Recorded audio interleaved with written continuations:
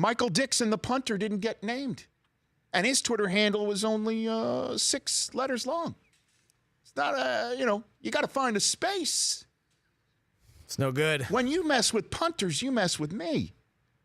So I said, we've got to call Tom Herman and hold him to account.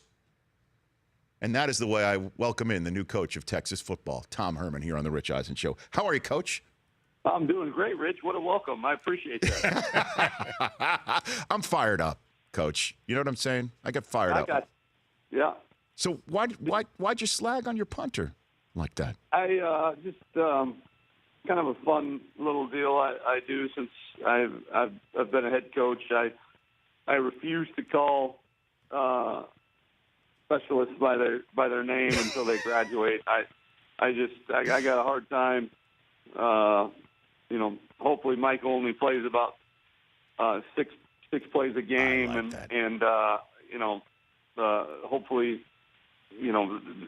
at 6 plays a game, I'm not sure that the head coach that you deserve to be called by your first name. So when they graduate, I call them by their first name, but until then, they're the punter, the kicker, and the deep snapper. Or from what I've read, other names too, Coach, that are safe for work, right?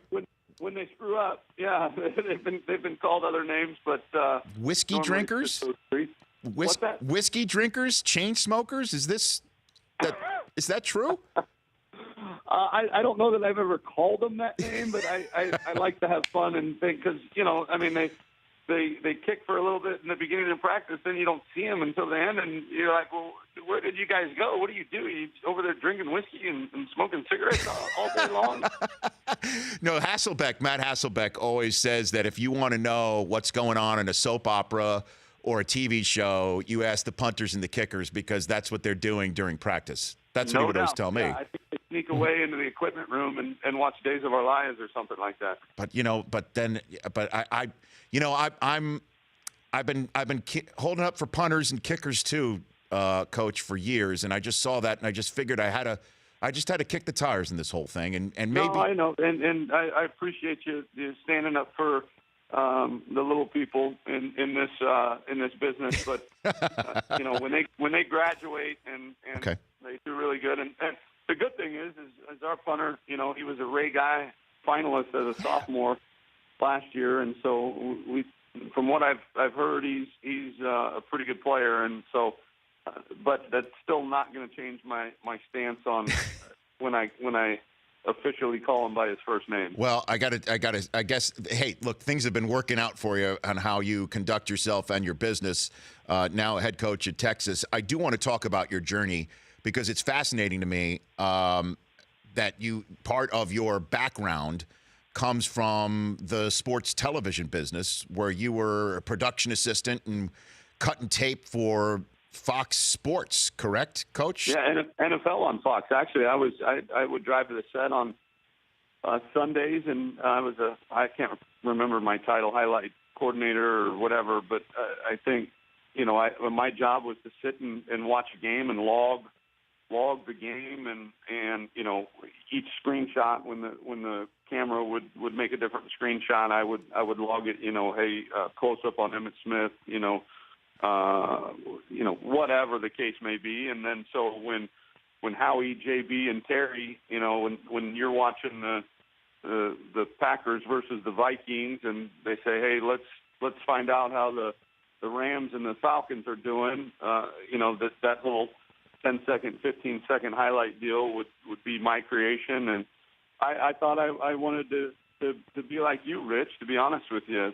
Growing up, I did PA announcing for all of our men's, women's basketball and baseball in college, and had my own radio show, the whole nine. So I at one point in my life, I was really screwed up in the head and thought I wanted to be one of you guys, but it didn't work out that way, but I had a really good time doing it. Well, I remember when I was doing highlights on SportsCenter way back in the day, perhaps before you were in with Fox Sports, that when I was handed. Oh, I absolutely remember you on SportsCenter. You were one of my favorites, man. Don't sell yourself short. Okay. You're a tremendous stuff. Great Caddyshack reference. Love it. But okay, so way back when I was a tremendous slouch on SportsCenter, when I do the shot sheet and I know that I had somebody's very hard work in my hand, that if I did the highlight improperly or I screwed it up, that their hard work wasn't properly executed. Who was that guy on Fox, Tom? Let's call him out. Like, was it Terry? Was that the guy who when you handed it off, you were wondering if he was gonna actually do it right for you? Those guys are pros, man. They're Okay. really, really good. The thing that I was always amazed just in there was that how big of human beings Terry Bradshaw and James Brown are. I mean, I think, if I'm not mistaken, I think James Brown wears a bigger size coat than Howie Long. There's no Howie doubt. Long Yeah, is an enormous man. I mean, just a big dude, and JB and Terry are big. I mean, Terry for being a quarterback is a big guy too, and so. No, but I never really worried about handing off the shot sheet to any of those guys. Okay. They've been doing it for so long, and they're really good at what they do.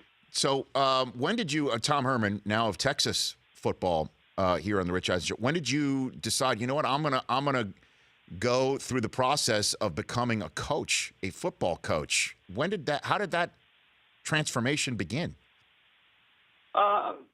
Really, the summer before my last fall, I redshirted, so I spent 4.5 years in college. I graduated in December, and the summer before my last fall, just kind of just pondering life and what I was going to do, and I just always I wanted to do something that where I woke up before the alarm clock, and where I was fired up every day to do that. And although I had spent my college years, kind of in the broadcast world, no offense, it didn't impassion me the way that really being in the locker room and competing on the field did. And obviously, I was never going to play this game professionally as a player, so I just said, hey, what's the next best thing?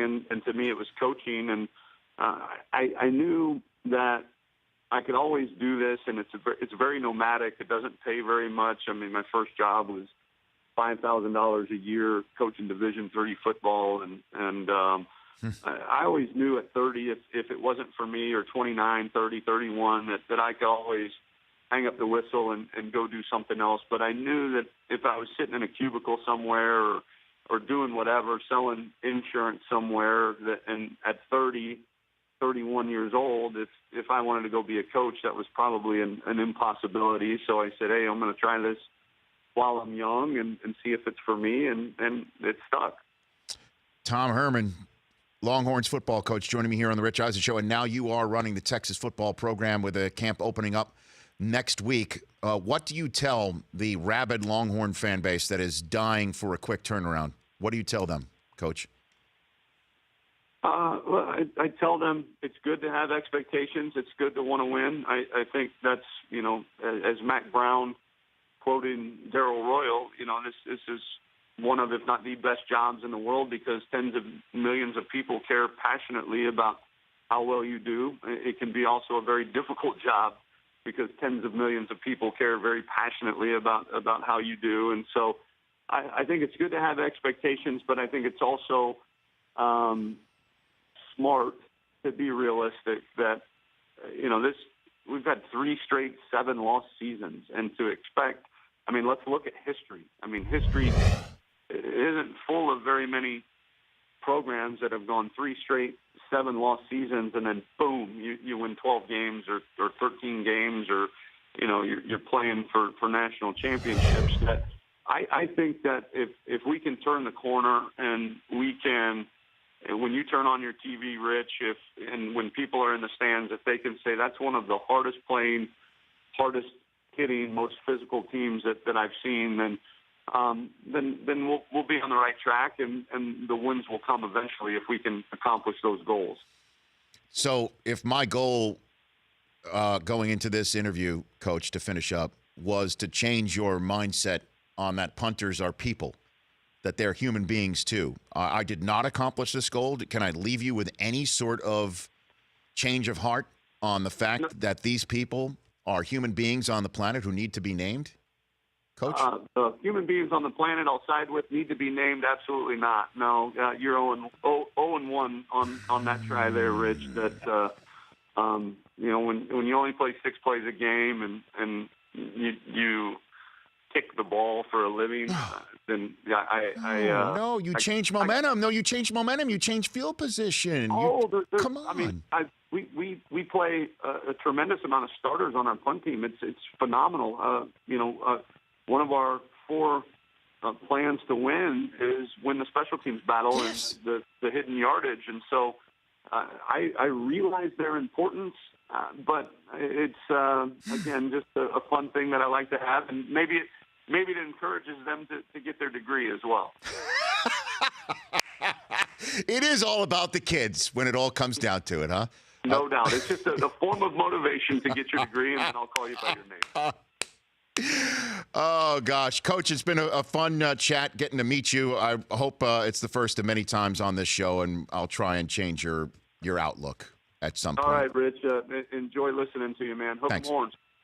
Thanks. You got it. Thanks for joining. That's Tom Herman. The Rich Eisen Show, weekdays at noon Eastern on radio stations across the country and audience. If you liked some of that, get some more of that on the Rich Eisen Show app.